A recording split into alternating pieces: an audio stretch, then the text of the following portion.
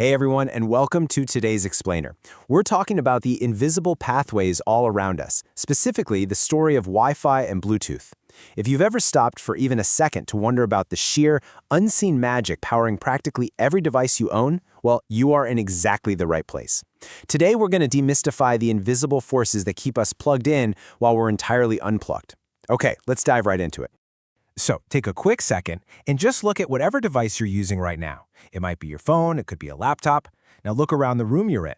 If you're wearing wireless headphones or maybe glancing at a smart speaker, I really want you to ask yourself, what exactly bridges the gap between these gadgets without a single physical wire? I mean, what is the actual architecture of that empty air?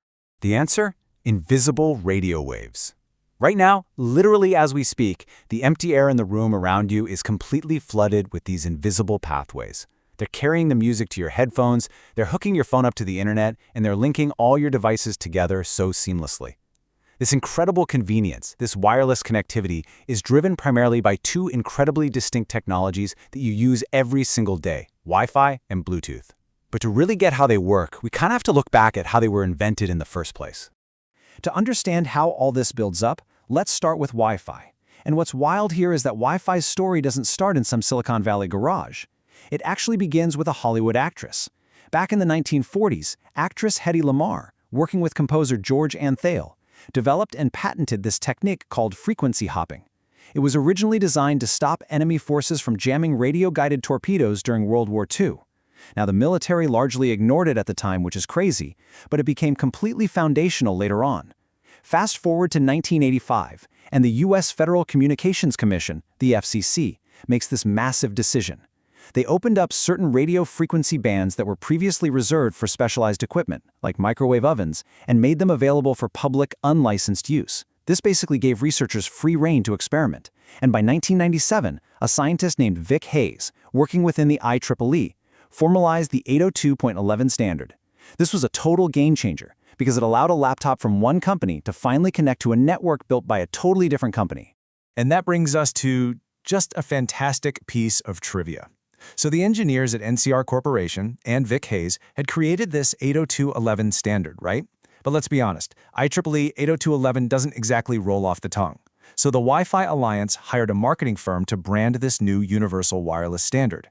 They wanted a catchy phrase, something kind of similar to how hi-fi described high-quality audio equipment back then. So here's the crucial takeaway. Contrary to a super popular myth, Wi-Fi does not stand for wireless fidelity. Actually, scratch that. It doesn't stand for anything at all. They literally just designed it to be memorable.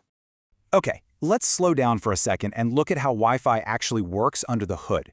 It typically operates on either the 2.4 GHz or 5 GHz frequency bands. Here's how it plays out. Step 1, your wireless router acts as a central hub. It takes the data from your internet connection, converts it into radio signals, and broadcasts them. Step 2, that data isn't just one giant continuous wave. It's actually broken down into tiny, labeled chunks called packets. And each of these packets has specific instructions on exactly where it needs to go. Then step 3, your devices, like your phone or your laptop, which have these small radio receivers and transmitters inside them, catch these packets, communicate back to the router, and reassemble everything. It is this incredibly rapid, two-way conversation happening right through the air. The sheer speed of this whole process is honestly mind-boggling, because the router isn't sending one continuous stream, it is constantly sending, receiving, and reassembling thousands of these fragmented packets. And it's happening so incredibly fast that streaming a high-definition video or loading a really complex web page feels completely instantaneous to us. We just hit play and watch, totally oblivious to this frantic, invisible assembly line of packets just zipping through the air around our heads. Now, let's pivot the narrative a bit. Back in the mid-1990s, while Wi-Fi was being formulated to connect us to the internet, engineers at the Swedish telecommunications company Ericsson were trying to solve a completely different problem.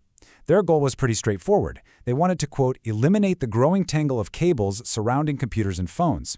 If you think back to the 90s, you needed one physical wire for a mouse, a totally different one for a printer, yet another one for a headset. It was a messy, frustrating nightmare of wires, and they desperately wanted a short-range, wireless solution to fix it. This shared frustration across the industry led to something pretty unprecedented. In 1998, 5 massive tech rivals, Ericsson, Nokia, Intel, IBM, and Toshiba, decided they just couldn't solve this problem in isolation. So they formed the Bluetooth Special Interest Group. They actually teamed up to develop and standardize a single, short-range wireless technology. The ultimate goal here was universal compatibility.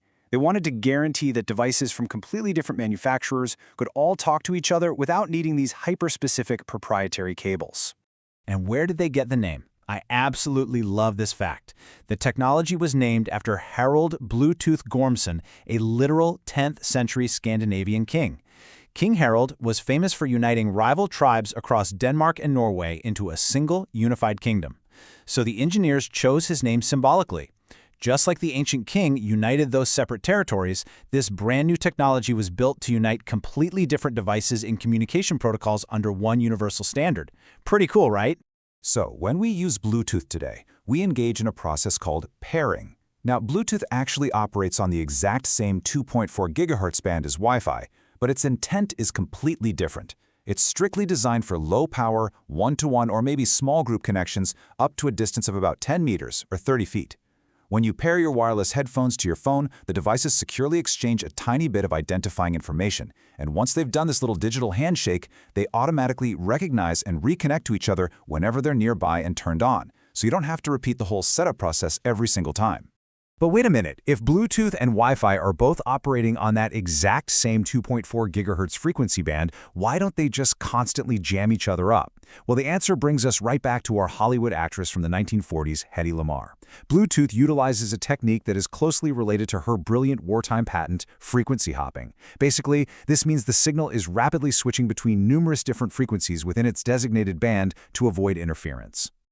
To really grasp the scale of this, just consider the number 1600.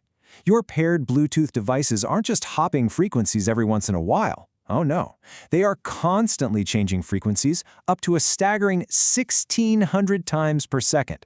Literally, 1600 hops a second.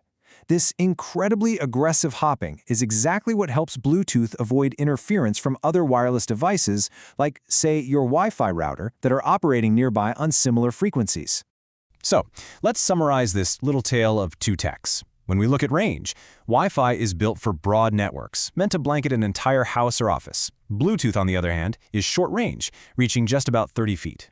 As for power demand, Wi-Fi is constantly transmitting massive amounts of data, which naturally causes high battery drain. But Bluetooth is designed for much lower data demands, meaning very low battery drain, which, by the way, is exactly why your wireless earbuds can last all day long. Looking at connection style, Wi-Fi uses a central router that connects out to many devices, whereas Bluetooth is generally just a one-to-one or very small group connection. And finally, their primary goals. Wi-Fi wants to give you super fast internet access. Bluetooth, it just wants to replace your physical cables. Honestly, what I find most beautiful about all this is how these two entirely distinct technologies, which were developed decades apart for completely different reasons, now work together in perfect harmony. Today, they coordinate on your phone without you even noticing. Your phone pulls down a high-definition internet audio stream via those tiny Wi-Fi packets, and in the exact same fraction of a second, it uses frequency hopping to send that same audio right to your earbuds via Bluetooth. It's two separate ecosystems seamlessly coordinated and completely free of interference. It's like a perfectly choreographed dance.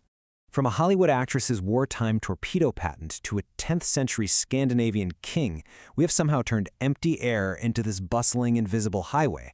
So I'm going to leave you with a quick question to think about. Next time you connect your devices, will you picture the invisible pathways passing silently all around you? Because right now, whether you see it or not, you're sitting right in the middle of a massive, invisible symphony of data. Thank you so much for joining me for this explainer. I really hope diving into this helped illuminate the unseen world around us.